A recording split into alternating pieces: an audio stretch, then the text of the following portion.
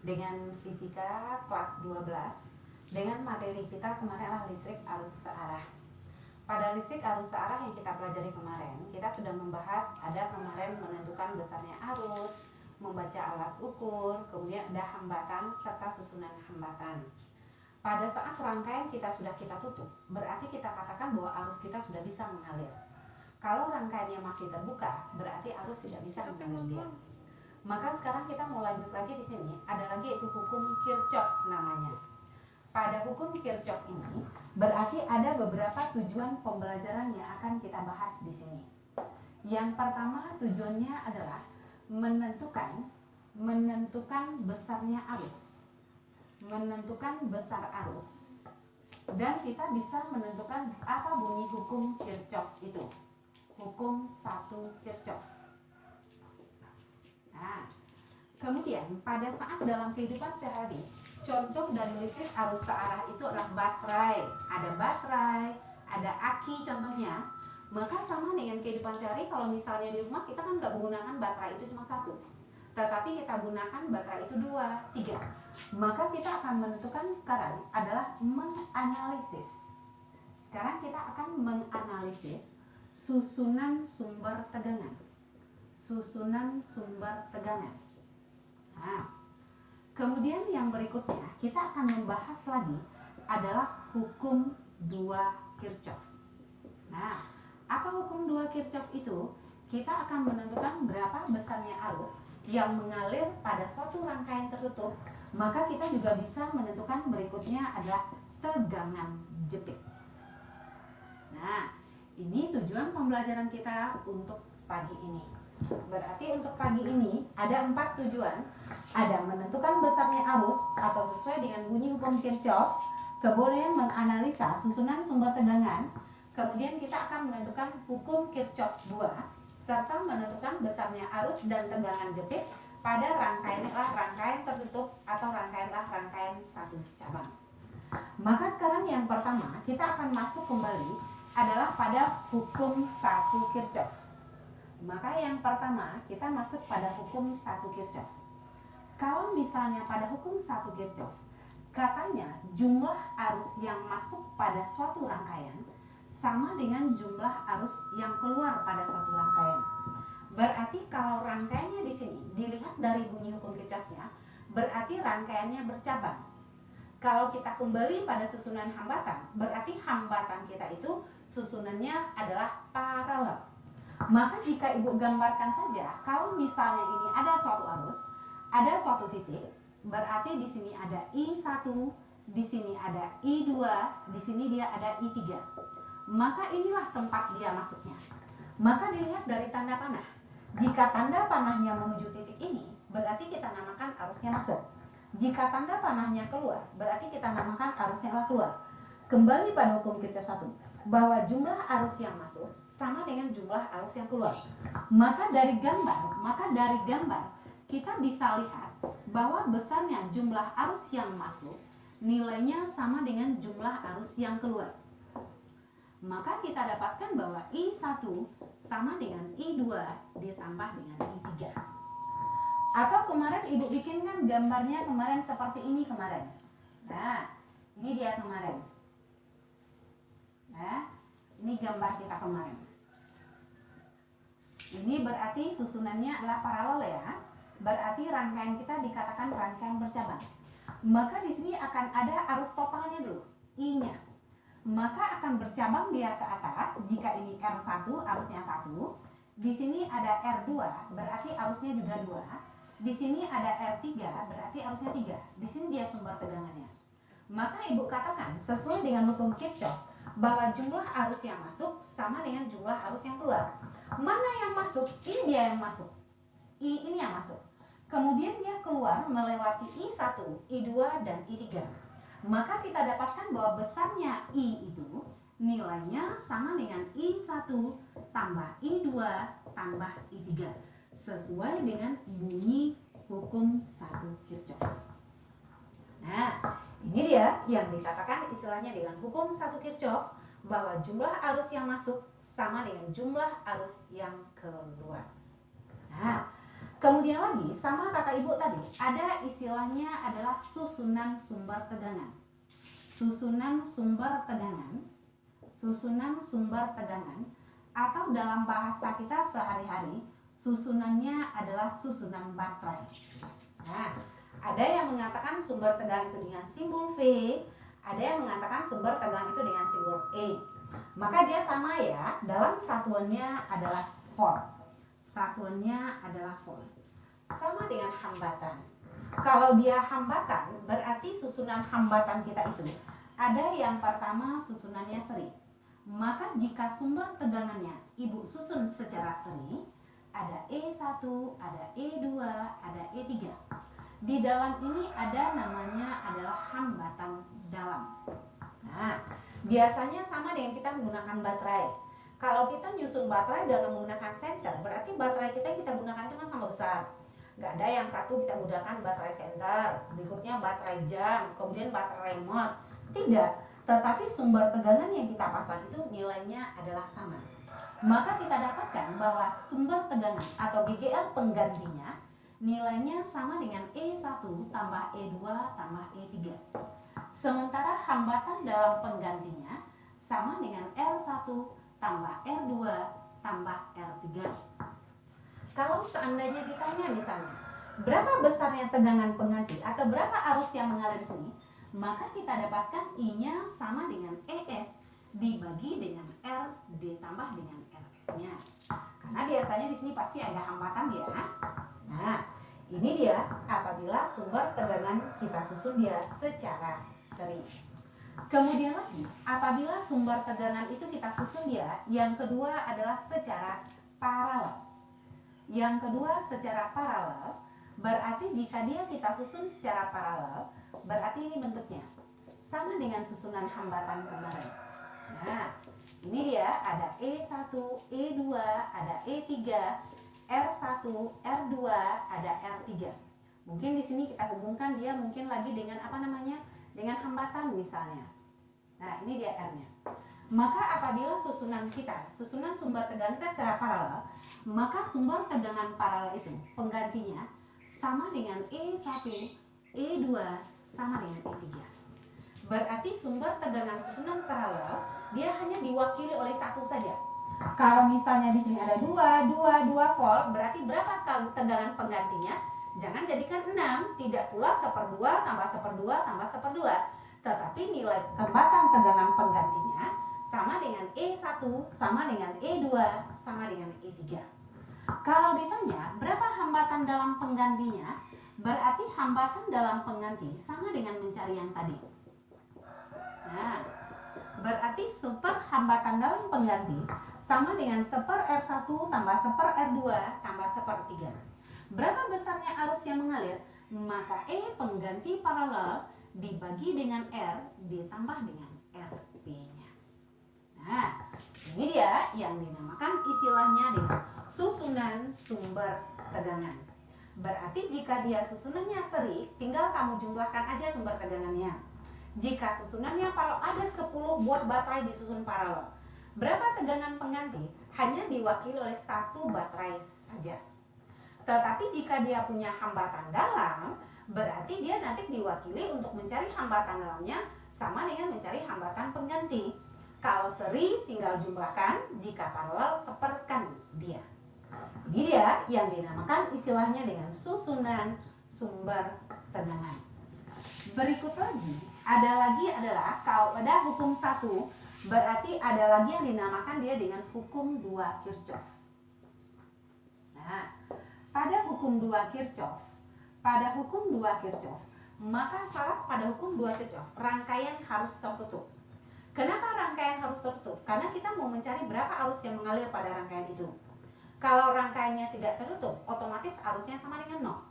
Maka pada hukum 2 Kirchhoff dikatakan bahwa jika jumlah I dikali dengan R ditambah dengan jumlah sumber tegangan yang kita gunakan ditambah dengan jumlah I dikali dengan hambatan dalam, jika ada hambatan dalam, nilainya sama dengan 0.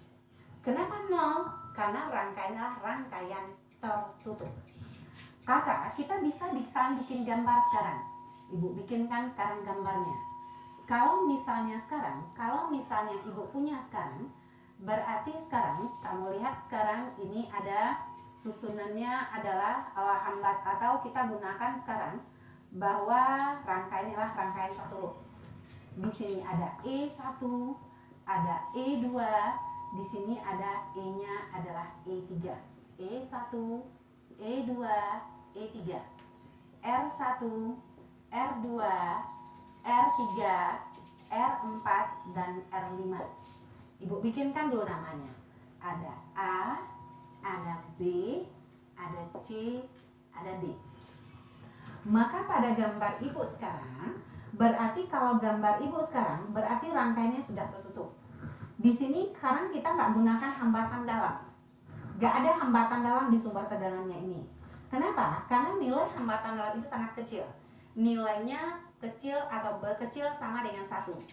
Jadi ada kalanya orang menggunakan nilai R kecil itu atau hambatan dalam, ada kalanya orang tidak menggunakan hambatan dalam.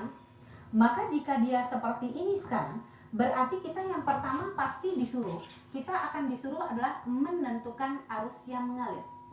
Menentukan arus yang mengalir. Untuk menentukan arus yang mengalir, berarti kita akan gunakan dulu persamaan hukum 2 Kirchhoff. Apa hukum 2 Kirchhoff kita?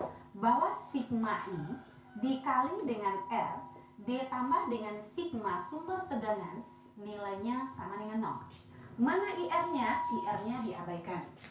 Maka sekarang pada saat kita melihat loop kita, kamu boleh berjalan, harus berjalan karena rangkaiannya tertutup. Tanda tertutupnya ini ada 0. Berarti berjalan dari A ke B ke C ke D terus ke A. Bu, boleh kami berjalan dari B ke A ke D ke C, harus pulang lagi ke D. Jadi boleh sesuka hati kita berjalan kemana kita mau berjalan. Sekarang kalau misalnya Ibu bikinkan angkanya sekarang. Di sini ada 10 volt, ada 2, ada misalnya di sini 20 volt, ada misalnya 4 ohm, di sini misalnya ada lagi 10 volt, di sini misalnya ada 1 ohm, di sini ada 2, di sini ada 3 ohm. Udah ada angka-angkanya. Maka sekarang kemana kita berangkat? Boleh sesuka hati. Yang penting di mana kita berangkat tadi, kita harus pulang dari sana. Maka Ibu mau berjalan, karena kita mau menentukan arus, Ibu mau jalan dari A ke B, ke C, ke D, kembali ke A. Nah, pada saat Ibu berjalan pertama, berarti Ibu ketemu yang pertama adalah sumber tegangan.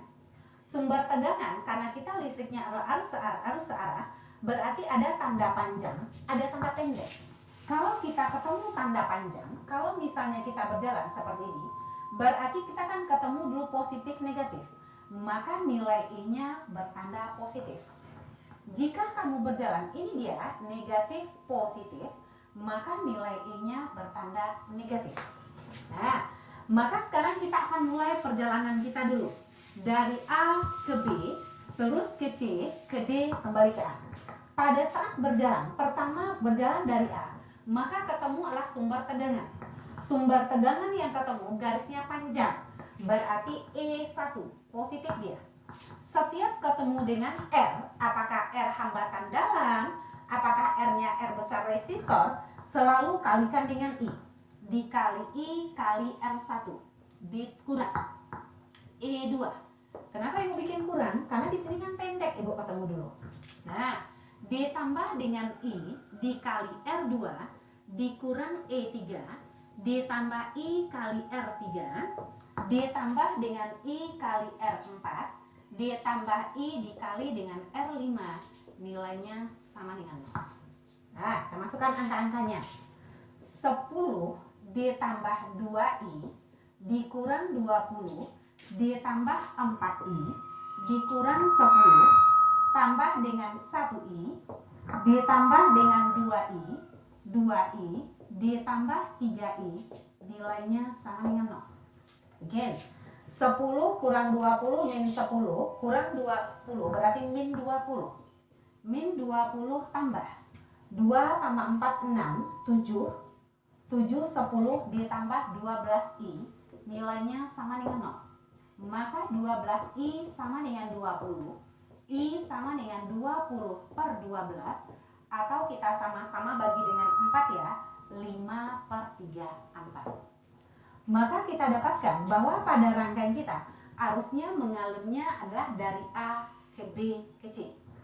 Bu, kalau misalnya kita cari, kalau misalnya A, B, C, D kembali ke A, arus bernilai negatif. Nilai negatifnya itu nggak masalah, hanya saja kita salah berjalannya. Seharusnya kita berjalan bukan dari A ke B, tetapi kita berjalannya dari B ke A, B ke A, ke D, ke C. Nah, berarti nggak salah kalau misalnya kamu dapatkan arus yang bernilai negatif, jangan katakan bahwa kamu salah. Hanya saja kita salah dalam perjalanan kita itu aja. Tinggal membalikkan nilai negatifnya, jadikan ke nilai positif. Sekarang, pada hukum Kirchhoff 2, ada istilahnya adalah tegangan jepit. Yang mana yang dikatakan dengan tegangan jepit? Perjalanan dari A ke B, di sini ada tegangan jepit yang namanya VAB. Dari B ke C, ada tegangan jepit yang namanya VBC. Dari A, B, C, ada tegangan jepit yang namanya VAC. Dari BCD ada tegangan jepit yang namanya VBD. Maka kalau seandainya ditanya berapa tegangan jepit VAC? Nah, kalau untuk mencari VAC, kamu boleh berjalan dari A ke B terus ke C. Maka kamu dapatkan nilai arusnya bertanda positif. Boleh juga berjalan dari A ke D ke C, tetapi nilai arusnya bertanda negatif. Coba sekarang, berapa besarnya tegangan jepit pada saat kita berjalan dari AC atau tegangan jepitnya AC, VAC? Boleh berjalan kata ibu ABC. Kalau berjalan dari ABC berarti arus bernilai positif. Boleh berjalan dari ADC, arus akan bernilainya adalah negatif. Kita coba sekarang. Kita coba kedua-duanya.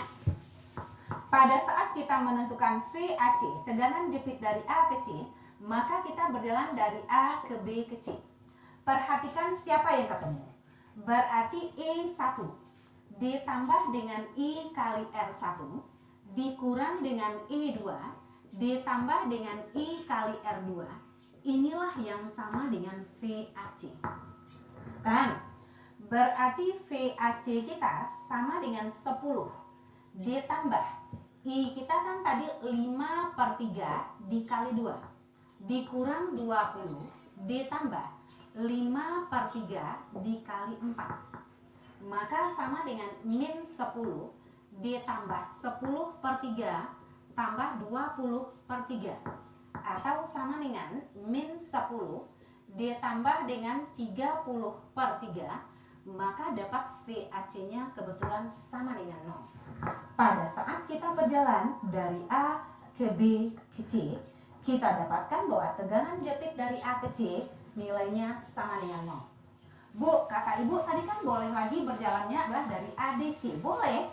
VAC itu boleh pula kita berjalan dari A ke D ke C.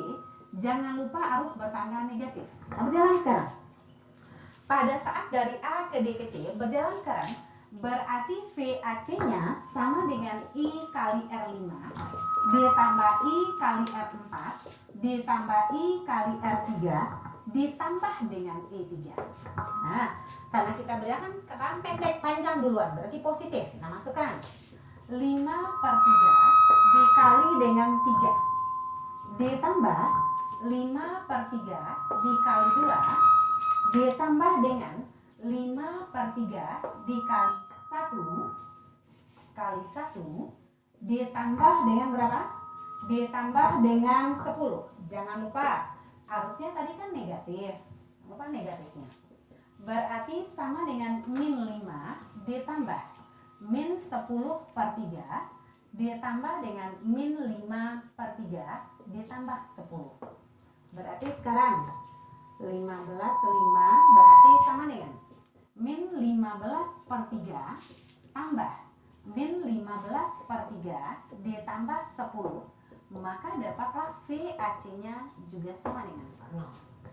Ini dia yang dikatakan istilahnya dengan tegangan jepit.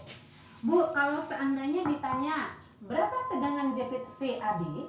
VAB boleh kamu berjalan dari A ke B saja. Jangan lupa masukkan I bertanda positif. Boleh pula pada saat kita menentukan VAC berjalan dari A ke D keci, kibi.